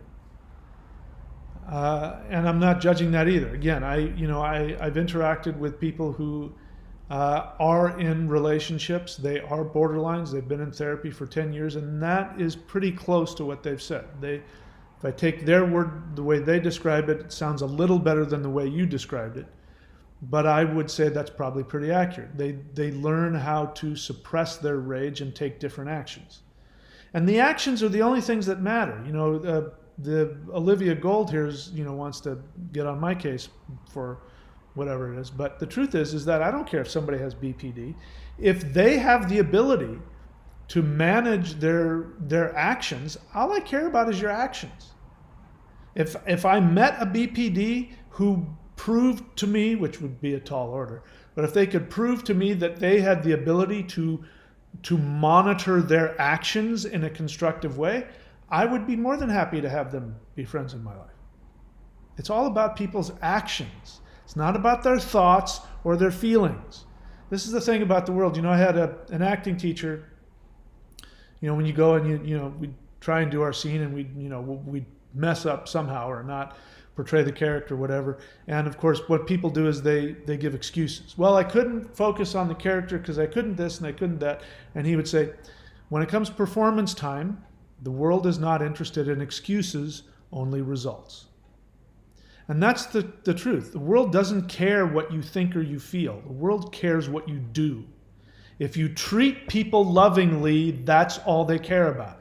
If you're a narcissist, if you're a psychopath, if you have if you're murderously rageful all the time, but you treat everybody all the time with love and kindness, they will love you. If you're full of love and you're full of feelings, but you have a problem, not whatever your problem is, and you do something that is harmful to people, they're not going to like that. It's time to grow up. This is all about growing up. So it saddens me, Olivia Gold, it saddens me that you don't have the ability that you're not, it also tells me you're not comfortable. Because if you were comfortable with your friendship, you would go, yeah, I've got my friend who's a borderline, and I've heard all kinds of things, and I've seen how really damaged people, especially people who are in romantic relationships with them, can be. That's really awful. And you know what? I've learned what BPD is, and it's a really horrible disease, and it's really hard on everybody. If you were to talk like that, I would really be a part of that. But you came on here with an agenda. You say that you're honestly looking, but you're asking all of these questions. You're accusing me of things I didn't do. And you're not honoring the pain of everybody else that's on here. Because that's what this channel is for. It's for people who've been in relationships with borderlines and the damage that they've gone through. So you want to prove to me that you're not a codependent? See, here's the thing. Codependence, all of you listening are codependents. Codependents are also very destructive. They're very hurtful. They're very manipulative. They're very narcissistic when they want something. And it's sad because, I don't know Olivia well enough to know what her agenda is, but whatever her agenda is, it's preventing her from seeing the pain that you go through and her inability to even stop and go, wow, let me hear what this is about. She has to come on here defending somebody else. She's not even talking about herself. She's defending somebody else. That codependent, that's the kind of passive-aggressive damage that codependents do. We all do it. If you've been in a relationship with a borderline, you've done it. Okay, let's see here. Person Mike is referencing is Sam Vaknin. Okay, yes, that's true.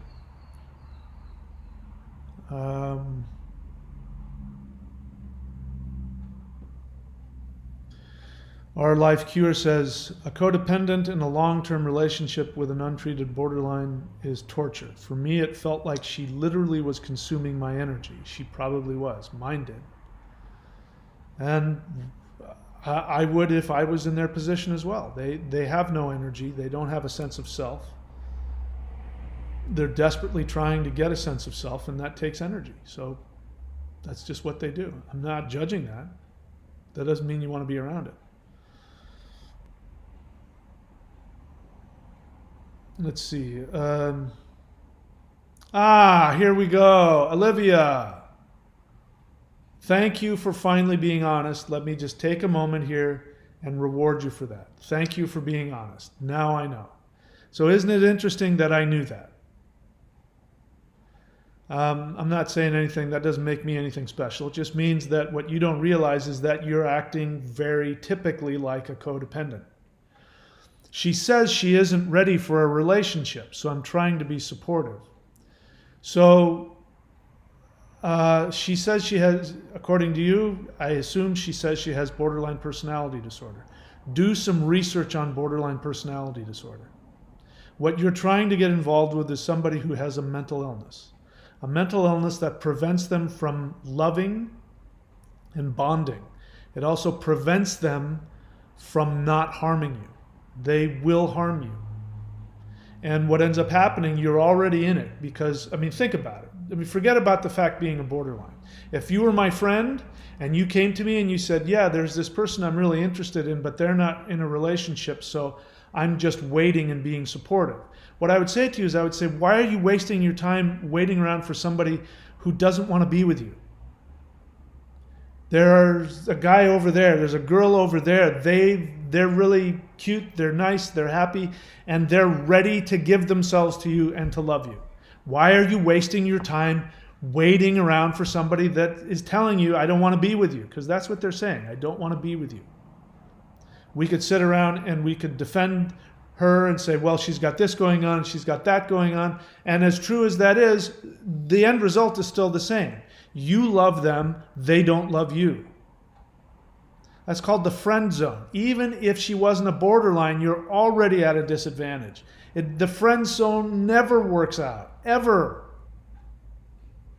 The friend zone is where somebody puts you when they say, here's what the real message is. It says, hey, I may want to, either, hook up with you or maybe have a relationship with you at some point. I'm not ready to give you the love that you deserve by being there with you and reciprocating, but I want to give you enough so that you'll hang around. Now, let me tell you about what borderlines do in relationships. Borderlines have multiple relationships going on all the time. You are not the only person who is in the friend zone. I guarantee it. They've got another relationship on the line, and once you get with them, if they, when they get lonely enough and vulnerable enough and you happen to be the one that's there, or they've gotten a relationship with somebody else and then they discard them and come running to you, guess what's going to happen? You're going to be the one that they're dating while somebody else is in the friend zone. That's a fact. That's how borderlines function. And I'm telling you this now. I'm telling you, my belief is you're not going to listen to me. I understand that. I'm not judging you for that either. Because I know what it's like, the need, and you know how sexy they are and how, my God, they're just so seemingly so emotionally available, and they're so intoxicating. And you want to be with them, and they're so dynamic, and they're, oh my God, you can't get enough of them. I know why you're waiting around for them not to be, to take you out of the friend zone. I totally get it. I'm not judging you for that. I've been there. I know what that feels like. So I know exactly why you're doing it. And I understand it. But that feeling that what you think you might get is never going to happen. You're going to end up with them. So I'm just telling you now, you're probably not going to listen to what I'm saying. You're going to still stay where you are. You're still going to try and find reasons to find out why, she's okay and you should do it, and et cetera, et cetera. And then at some point, she will come to you and she will start something up with you. Because she'll have all the control. You won't have any control. She'll have all the control. Borderline, talk to anybody here. When anybody who ends up with a borderline, it's because the borderline has decided. Now, she's already told you, but when she says, I'm not ready, she's really saying, I'll tell you when I want us to be together. And I want you to wait here until I've decided. They want to have complete control. They have this so you're not going to listen to me. You're going to wait for her to take you in, which at some point she probably will. You're going to fall madly in love. She's going to throw so much love on you. You've never experienced anything like this in your whole life. And you're going to feel like you're the only person that has ever existed. And you're going to feel like you're the most amazing person. You're going to go, oh my God, somebody finally sees who I really am deep inside. Oh my God, I've been thirsting for this. This is my fantasy. If somebody could just see me for who I am, and oh my God, she thinks I'm the most amazing, and the sex will be amazing, and whatever it is, it's going to be like you've never experienced anything like this in your whole life. And then when you are at your deepest, most vulnerable, when you have promised her the world and you've bought her a ring, or you bought her a car, or bought her a computer. I know because I did some of these things.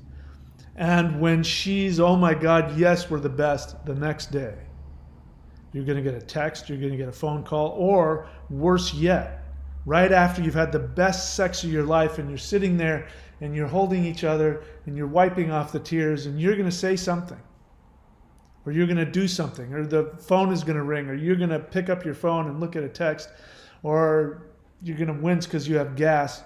She's going to turn on you, and she's going to say the most hurtful things you've ever heard in your life, and she's going to use all of the information that you've given to her. It's not her fault. She can't help it. That's what happens when they fall in love. They become this other person. There's another person inside of her waiting to defend her the moment she gets afraid. And when you give her love, she will become terrified, and she will attack you like a wild animal. She'll have her own way of doing it. Maybe she'll yell and scream. Maybe she'll disappear. Maybe she'll have sex with somebody else right in front of you.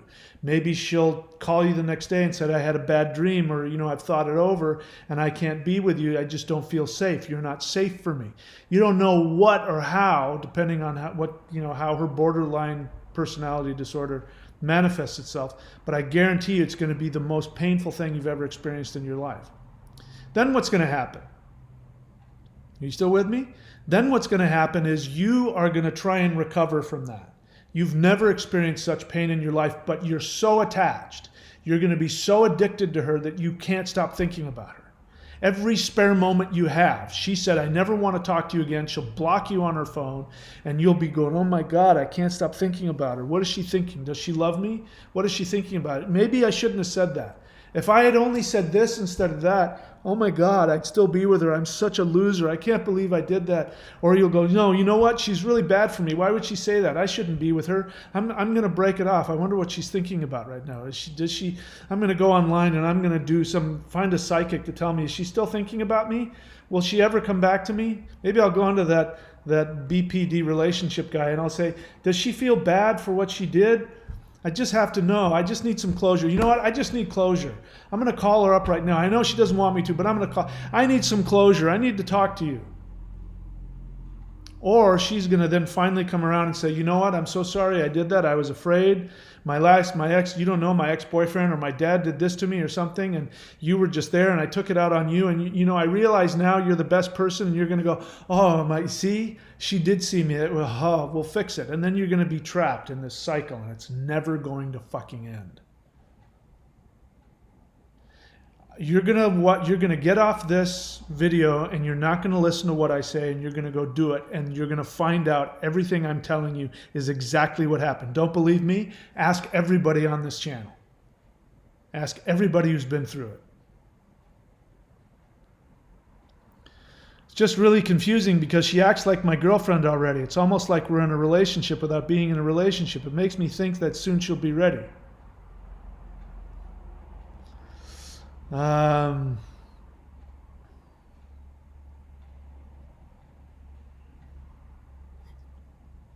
Yeah. So hopefully, Olivia, you've listened to what I've said. And I want you to now, before we go any further, I want everybody else to realize, do you see how, Olivia, you don't realize it, and I'm not judging you, but you were passive aggressive and abusive towards me because you didn't like what you were hearing. Because if you were listening to what I was saying, I was threatening your fantasy. And you came out attacking me and putting me on the defensive instead of being honest, which you finally did. Thank you.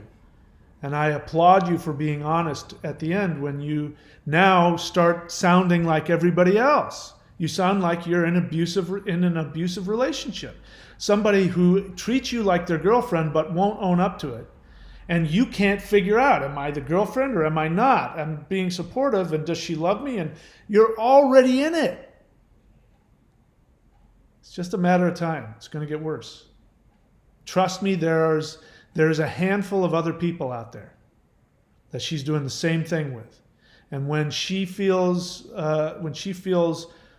frightened because your love is making her feel good, she's gonna toss you and run to another one. She's gonna talk about that other girl I was with. She did this and that, and then she's gonna dump that one and then come running back to you while she's with somebody else.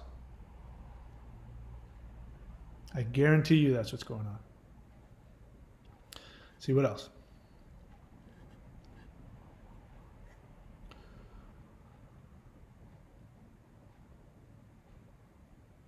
Josh P., did you say a website to go for codependence? Yes, I did. www.coda.org. Go there to that website. Go to a live Zoom meeting, free, and say to somebody, hi, I'm new here. I need somebody to walk me through the 12 steps. Just don't, I know you can't, it's hard to, you're going to want to ask a bunch of questions. Just do it. The other thing I would recommend you do is click the join button on my channel next to the subscribe button. Subscribe at the super empath level on the join button here. And I will walk you through exercises and meditations that you can do that will actually help you to disconnect. Olivia and many others on here, she's not the only one, they're wrapped up in it. And as much as part of them knows I'm telling the truth, because you know, Olivia, there's a part of you that you know I'm telling you the truth. There's the other part of you that says, no, we'll make it work. No, that's not this one. It's different. I'll make it. You can't live without her. We're going to make it happen. I forgot what I was going to say. But that thinking that you're in, you have to find ways to overturn that thinking. And I talked to you about the things that I had to achieve, the mindset that I had to look at, the things I had to accept, which helped me turn that over, because your brain's been flipped on its ass end. So you're not thinking clearly and you can't get out. Like the other guy, he's been with one for 40 years. He's already figured out how to get out without, financially being in trouble, but he still can't leave. When I was with my borderline ex before, finally she, split on me, and then I had the ability to take the advantage of that and block all communication. Before all that, I had written 10 breakup letters where I was going to break up with her and I was going to explain to her why. I had written them all out. And as I'm sitting there between splits and I've got this letter, and if she ever contacts me again, I'm not going to say anything. I'm just going to go and I'm going to read the letter so I don't have to. And she'd call, and then that was it. I'd be right back into it. So that guy, 40 years into it, he knows how to get out, but he won't do it. That's what's waiting for you on the other end of these relationships. If, I was going to say if you're lucky, if you're really unlucky. Okay, let's see what else.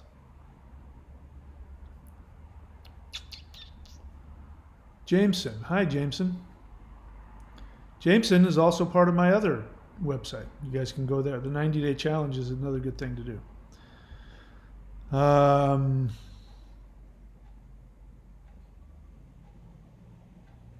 Gabriella, question. In a previous video, you said being a codependent in a relationship with a borderline, you're not a borderline yourself, but you end up thinking and acting like one. I had to split my BPD. What's the question? I did say that. When you're with a borderline, you end up taking on their borderline characteristics, you start thinking like one.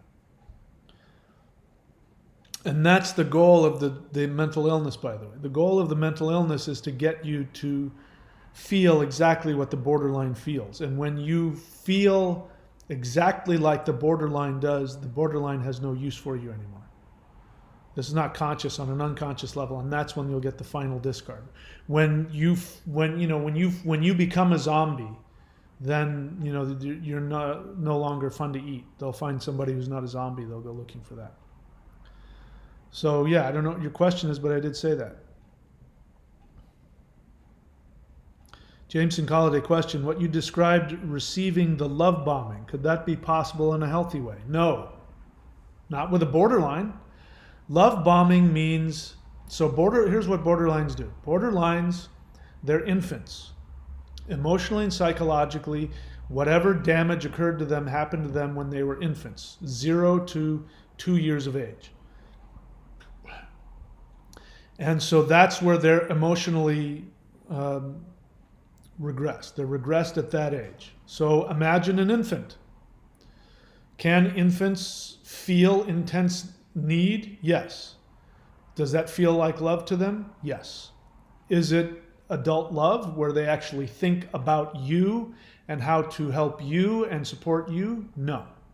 So because they are emotionally at the level of a 4-month or a 2-year-old or something, whatever time it is, and I'm telling you, they watch adults and they don't understand what's going on. They don't completely understand. There's a level of interaction, and there's a level of subtlety in the interactions that's going on that they don't understand. It's not black and white, and they don't get it. So they put on a facade. And they'll have multiple facades that they put on. And I'm not judging them. They want to be a part of the crowd. So they put on facades and they start mimicking and acting like adults. Now, you combine that with they're coming at you, they've found you, which means that they're looking for their mother. This is what the sad thing about like borderlines that have kids. I'm pretty sure now my mom was a borderline. My mom love bombed me for 4 years until I stopped being a toddler, and then she split on me. So what happens is that when they're love bombing you, they're not seeing you. They are loving you the way an infant loves a parent. The need, it's completely coming from infantile need. It's overwhelming need.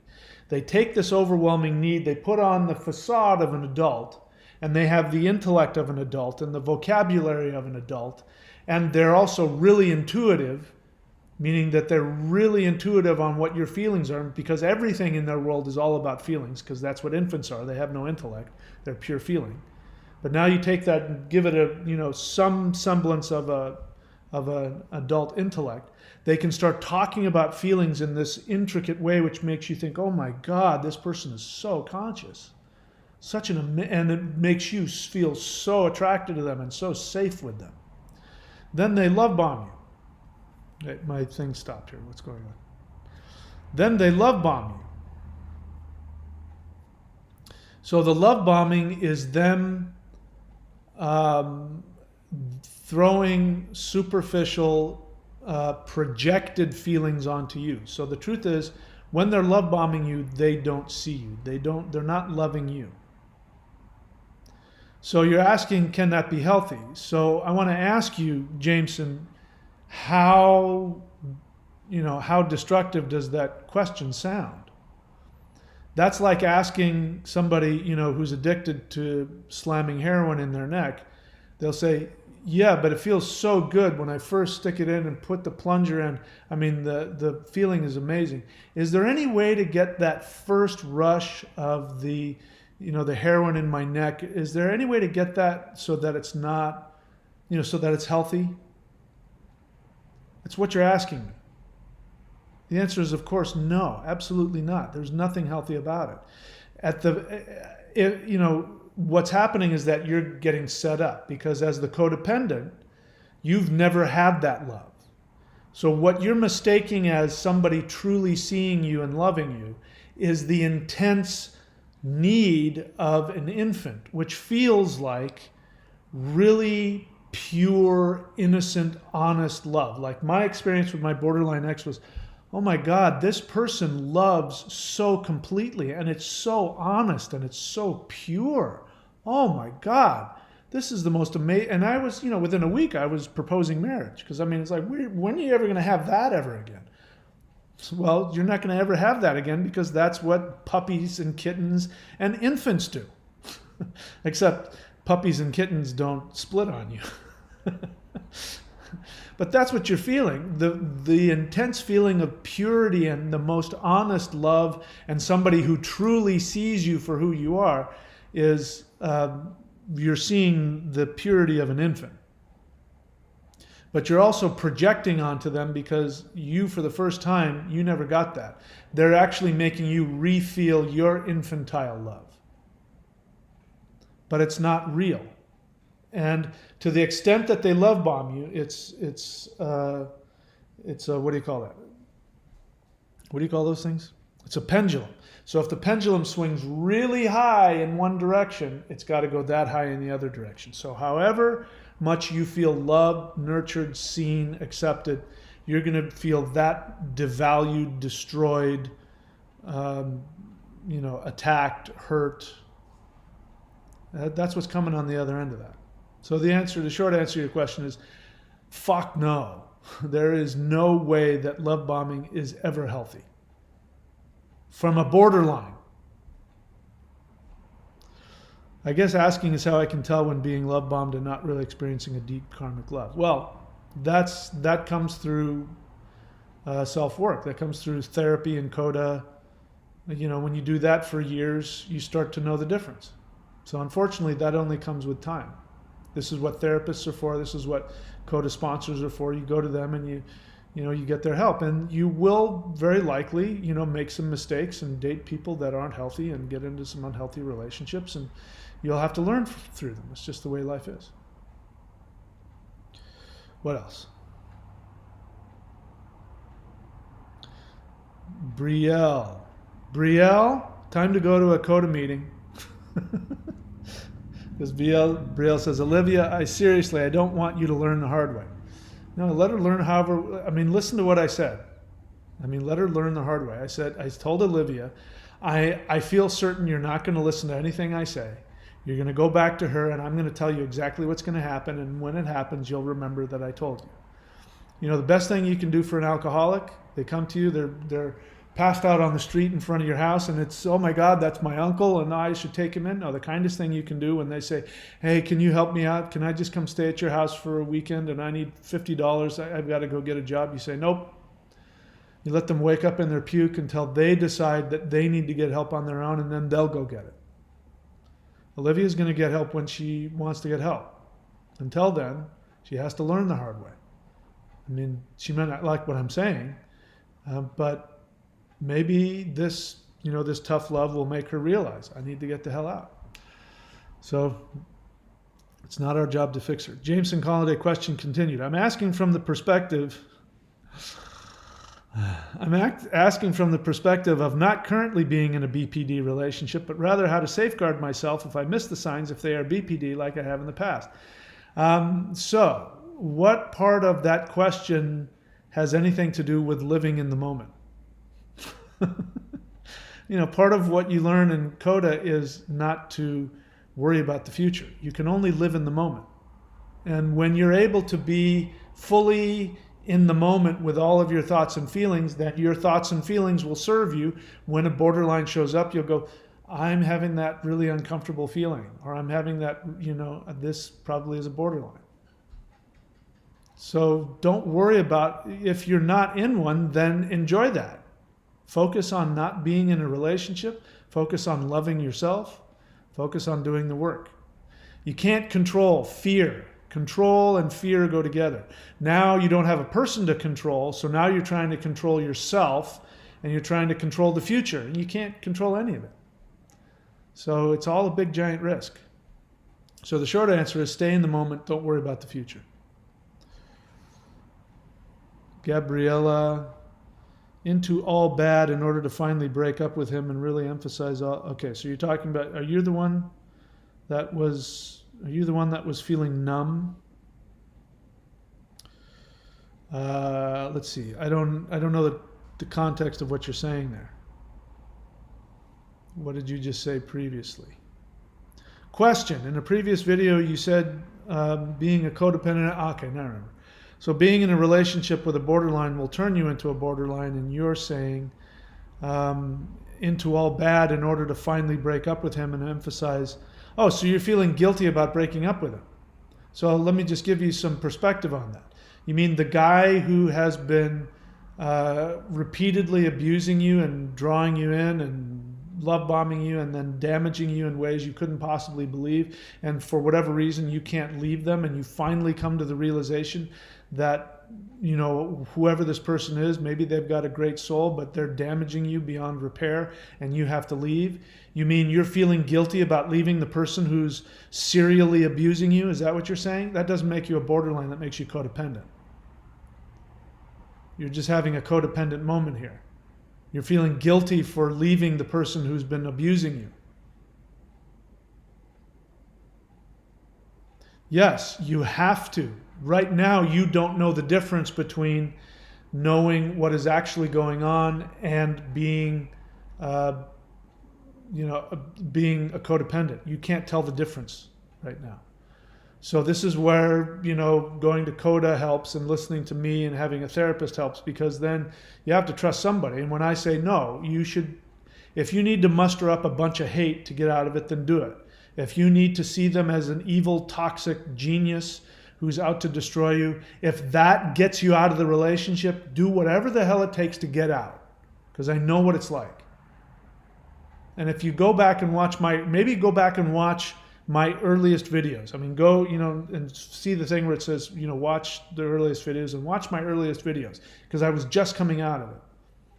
And I was saying things like they're sociopathic, they're evil, they're planning it out. I was saying those kinds of things because that's what I had to see in order to get the hell out. I see it differently now, but, you know, I've had a year to heal, and I've done a lot of work. So go back and watch that. So no, you're not splitting right now. That's your, that's your codependence. You're taking on, anyway, enough. Just get the hell out. Who cares if you're splitting? Just get the hell out. Jameson Colliday question continued. Missing, they are BPD, are acting from codependent wounds, having been in so many. So, okay, I think I answered that. Mike, I know this is a serious topic, but I laugh a lot from what you say. No, yeah, it's because I'm funny. Gabriella,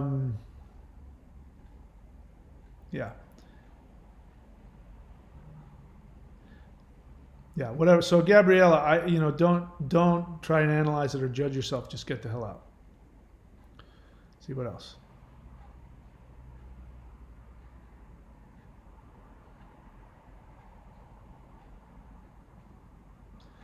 Kristen Hunt, I'm not sure if my ex had BPD or not, but I wanted to get your opinion. So my ex was amazing when I first met them, but then I learned he had a secret girlfriend. I don't know. I mean, there's no shortage of people who aren't borderlines who do that. Who cares? Get out. He's your ex. He's gone. Don't worry about it. I don't know. I mean, if you've been with a BPD, you know it. That in and of itself isn't enough. It certainly is something a BPD would do, but that's not enough. There's plenty of people that do that. He could have just been insecure and, unconscious and immature. Just go find a real man. How's that? Go find a man that knows how to love a woman and stay with one woman if that's what they both want. Okay, what else? He also said crazy stuff like he wanted us to die together. He told me that he was in love with both me and his other girlfriend, which kind of made me feel bad for him. Well, now whether he's borderline or not, you need help. Because why would you be with somebody like that? He says that to you, and your last sentence in this is, it made me feel bad for him. So healthy people don't feel bad for somebody who does that. He said crazy stuff like he wanted us to die together, and he told me that he was in love with both me and his other girlfriend. Now, if you're a healthy person, you go, what? And you go, listen, I'm worth more than that. I'm out of here.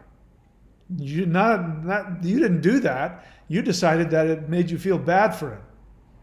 He said that he was just confused and that it made me feel helpless. And it made me feel helpless. His confusion made you feel helpless? I'm ashamed to say this, but I didn't even break up with him right away. I forgave him. Yeah, well, okay. I really feel stupid about it. Well, I'm not trying to make you feel stupid, but just time to move on. I don't know enough about to answer your question, so I can't answer it. I don't know enough to know to diagnose him.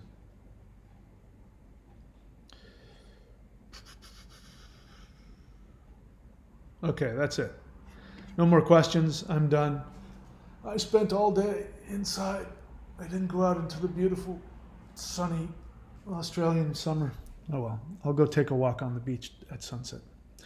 All right, guys, that's it for me. Thanks a lot.